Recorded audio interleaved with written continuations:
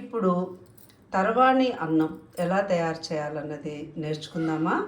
ఈ అన్నము మనం తిన్నామంటే ఉదయమే ఈ కడుపులో చల్లగా ఉంటుంది, వడదెబ్బ తగలదు. ఎంత ఎండలో తిరిగినా కూడా మనకి అస్సలు వడదెబ్బ తగలకుండా ఆరోగ్యంగా ఉంటుంది.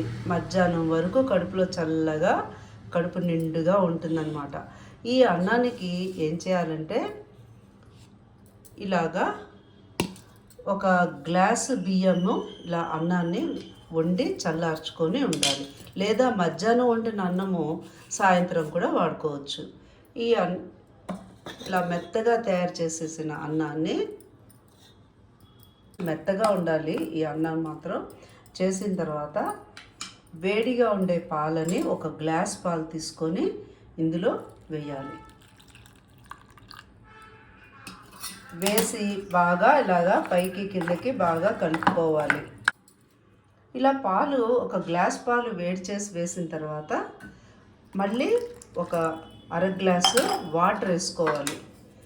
వాటర్ వేసి బాగా కలుపుకోవాలన్నమాట. దీన్ని ఇలా కలిపి తర్వాత దీంట్లో మనం తోడుకోవాలి కదా, మరి గరిటె నిండా మజ్జిగను తీసుకొని ఇందులో తోడుకోవడానికి వేయాలి. అంటే చిన్న సైజు గరిట మజ్జిగను వేసుకోవాలి. వేసి కొంచెం బాగా కలపాలి. ఇలా కలుపుకోవాలన్నమాట.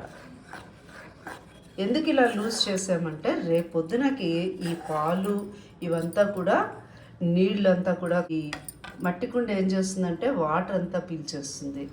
కొంచెం వాటర్ వేసాం కాబట్టి మరీ రాయిలాగా పెరుగు తయారవకుండా తోడు వేసాం కాబట్టి చక్కగా రేపు మనకి తర్వాణి అన్నము తయారైపోతుంది. అంటే కుండలోని పెరుగన్నం అన్నమాట.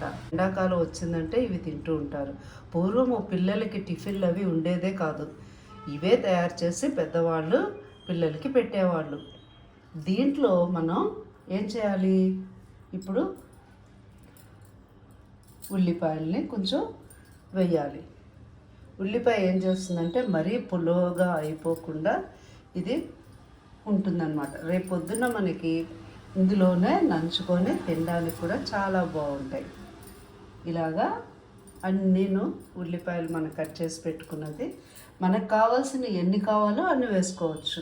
దీంట్లో ఏమీ ఇంతే వేయాలని లేదు. తర్వాత పచ్చడే ఉండాలని రూల్ లేదు. పచ్చిమిరపకాయ, ఫ్రెష్ పచ్చిమిరపకాయ తీసి ఇలాగా వేసుకోవాలి. వేసేసి తర్వాత మేమేం చేస్తానంటే కొంచెం వాము కూడా వేస్తా. జీర్ణమవుతుంది, చలవ చేస్తుంది అన్నమాట. మూత పెట్టేస్తాను.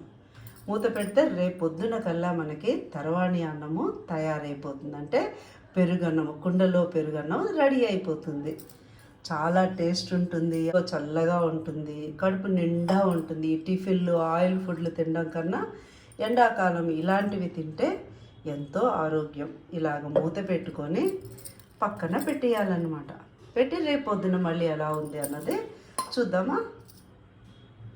ఇప్పుడు నిన్న రాత్రి పెట్టిన తర్వాణి అన్నము ఎలా ఉంది అన్నది చూద్దామా. ఆహా, చూసారా ఎంత బాగా కలర్ఫుల్గా చక్కగా. ఈ అన్నము తిన్నామంటే పెరుగన్నము కడుపులో చల్లగా ఉంటుంది. ఎంత ఎండలో తిరిగినా వడదెబ్బ అన్నదే తగలదు.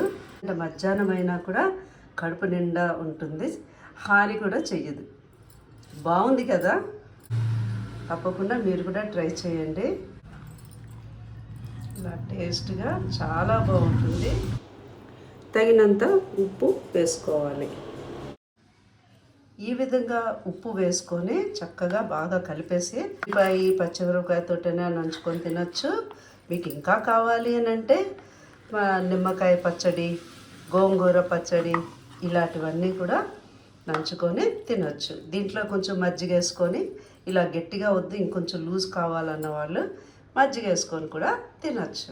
తప్పకుండా మీరు కూడా ట్రై చేయండి. ఒంటికి ఎంతో ఆరోగ్యకరమైనది మన ఈ తర్వాణి, అంటే పెరుగన్నము అని కూడా అంటాము. కుండ పెరుగన్నం. ఇంకొంచెం కావాలంటే వాము కూడా ఇంకొంచెం వేసుకోవచ్చు. తప్పకుండా ఈ ఎండాకాలం ఇలాంటివి అందరూ తినాలి, ఆరోగ్యంగా ఉండాలి. Thank you for watching my video. నమస్తే.